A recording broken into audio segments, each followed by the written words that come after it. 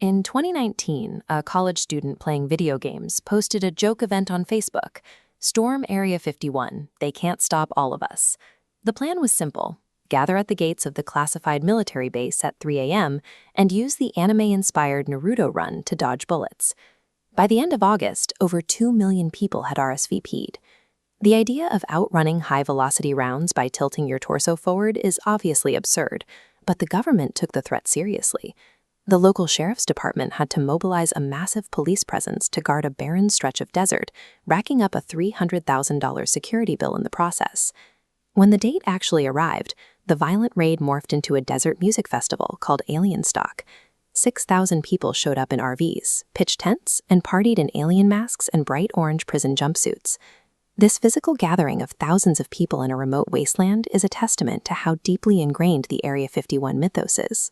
It is the culmination of 70 years of public paranoia that the military is actively hiding extraterrestrial life. That paranoia traces back to the summer of 1947. In June, a private pilot named Kenneth Arnold reported seeing 9 shiny objects flying near a hill in Washington state, clocking their speeds at nearly 2,000 kilometers per hour. That single report ignited a nationwide frenzy of flying saucer sightings.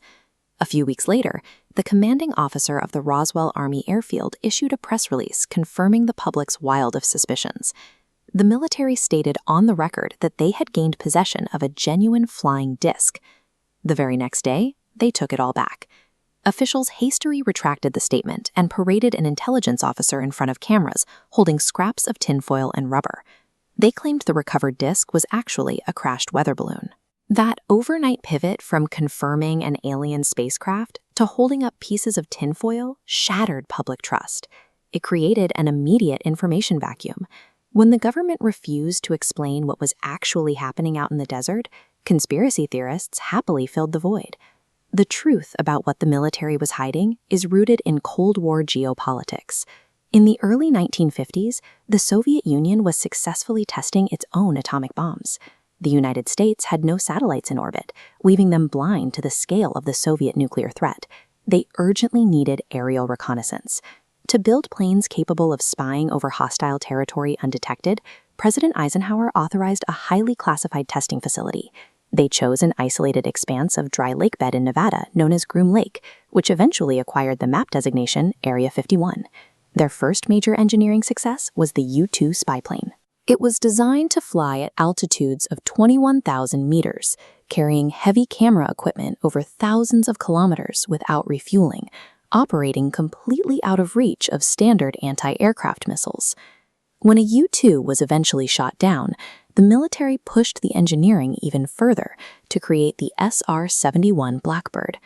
This aircraft could hit speeds of 3,400 kilometers per hour while flying 26,000 meters high. Shielding these specific aviation breakthroughs from Soviet intelligence was treated as a matter of national survival. The military prioritized that objective over giving the American public accurate information.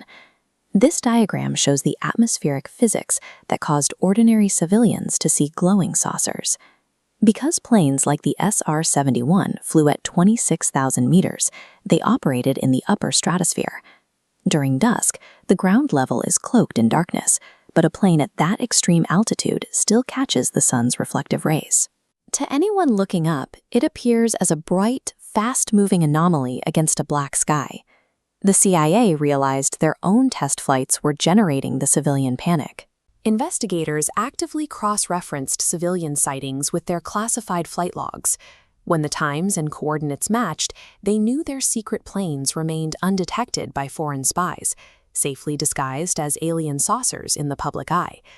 The military successfully deployed this exact tactic years earlier in Roswell. The 1947 debris belonged to Project Mogul, a classified acoustic surveillance balloon designed to float in the upper atmosphere and detect the sound waves of Soviet nuclear tests. Rather than reveal the extent of their surveillance networks, the CIA let the alien smokescreen run. By refusing to confirm or deny the extraterrestrial theories, they effectively protected Cold War engineering, but they also cemented an uncontrollable folklore.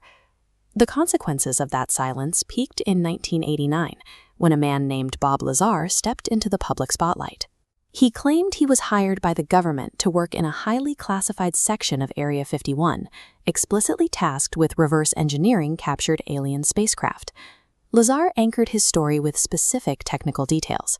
He stated the alien ships didn't use conventional thrust, but instead generated their own localized anti-gravity fields, powered by a super-heavy substance called element 115. This diagram shows what happens when we test that claim against actual physics. In 2003, Russian scientists successfully synthesized element 115 and added it to the periodic table as moscovium. The data proves the element is highly unstable, lasting only fractions of a second before decaying. It possesses absolutely zero anti-gravity properties. Independent investigations into Lazar's background confirmed the physics weren't the only fabrication. His claimed academic credentials, including degrees from MIT, were entirely made up. Because the government maintained absolute secrecy around Area 51 for decades, there was no factual baseline to contradict wild claims. Opportunists exploited that blind spot, turning a remote military testing ground into a highly profitable pop culture industry.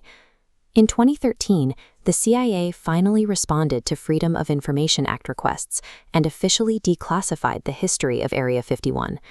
But decades of movies, books, and interviews had already done their work. The alien mythology easily overpowered the historical facts. Small, isolated communities near the base embraced the conspiracy theory to survive.